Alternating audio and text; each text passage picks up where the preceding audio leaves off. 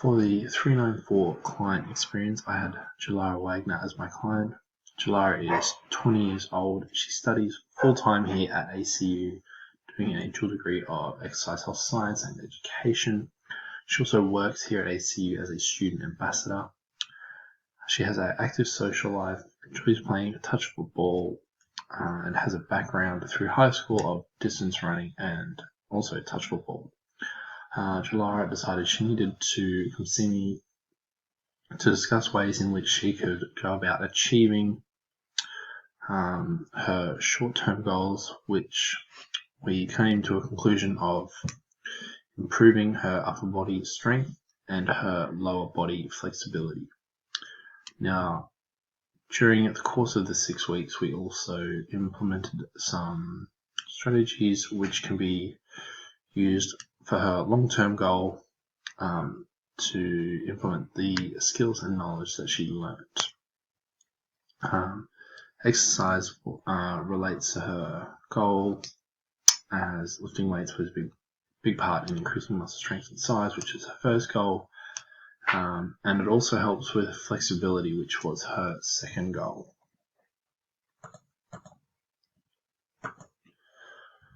For the intervention and design, I assessed her as a touch football player, so like an athlete. For her resting and non-physical measures, I tested her resting blood pressure, resting heart rate, height, weight, waist circumference, and from her height and weight, I was able to calculate her BMI. Now, all of this data was compared to the normative data in the ESSA student manual. So, for her resting blood pressure, it remained the same from her first to her final intake of 120/70, which falls into a normal range. 120/80, no risk there. Resting heart rate also remained the same at 72 beats per minute, which falls into their ESSA normal range of 60 to 100, so there's no risk.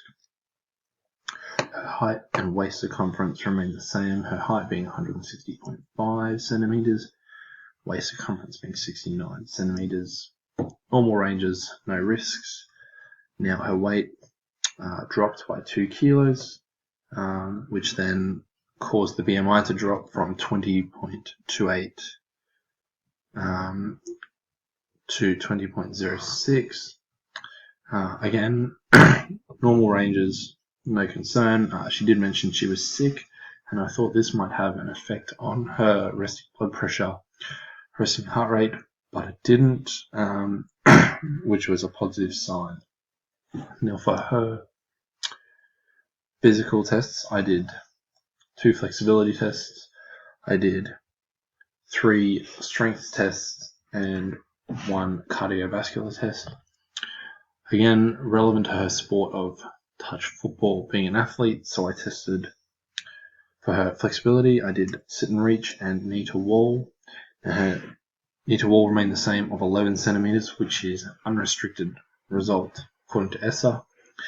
And her sit and reach improved from 20.5 to 24.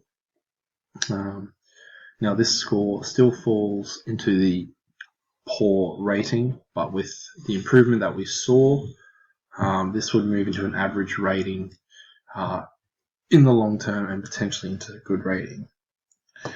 So for the strength measures, I tested the sit to stand for her lower body, push-up test for her upper body, and sit-up test for her trunk. Now, before we get into these, as I mentioned before, Jalara said she was sick, and she made a few comments that she said that the tests with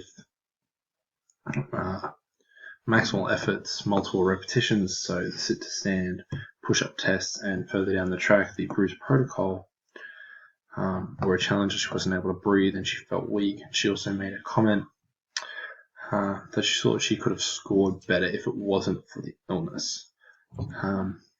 So with that in mind, we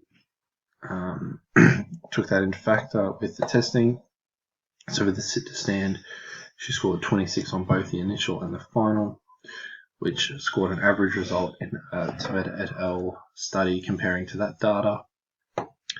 For the push-up test, she improved by 1 repetition, so from 16 to 17, which unfortunately still falls into a poor rating on the ESSA normative data scale. But a big improvement came in the sit-up test. Now, the sit-up test, she improved from stage 2 poor result on the initial to a stage 4 good result on the final.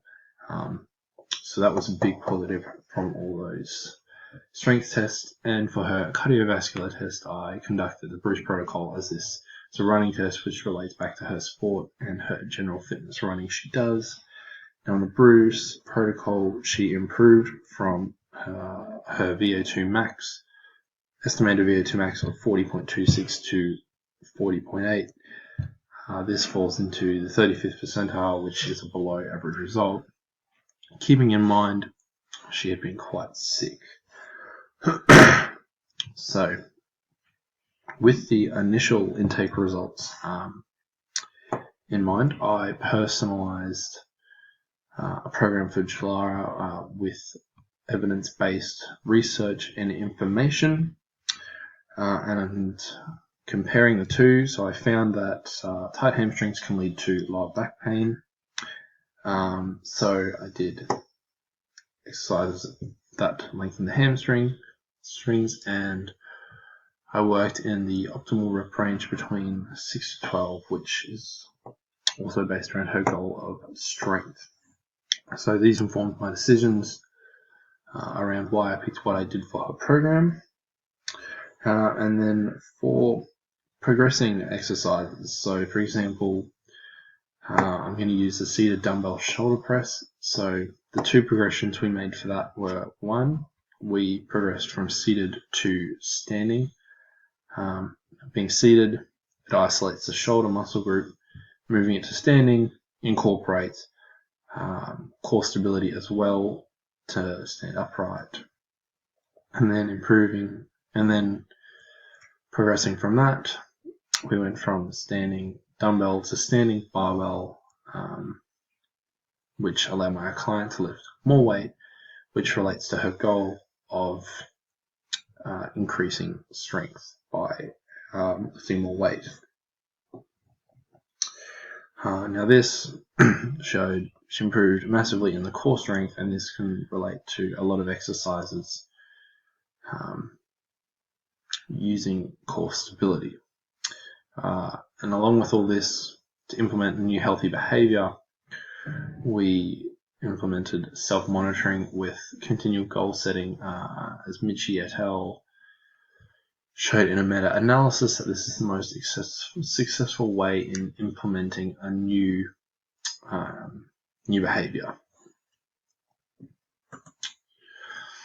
So reflecting back on my experience over the 6 weeks, I found a few areas in which I could improve on. So just general conversation and talking. I found that sometimes I got caught up talking a little bit too much and explaining a few things, which I had learned, but Jalara hasn't learnt. So it kind of confused her a little bit. In some cases, less is more. Practice also makes perfect. I can always practice completing more protocols, gaining experience, because you can never have enough experience. And for the case management, I would change the sit to stand test to a 3 repetition max test, but unfortunately I didn't know we were allowed to use the gym in the initial intake. Why I'd change this: a 3 repetition max is more muscular strength, which is related to her goal, whereas a sit to stand is more muscular endurance.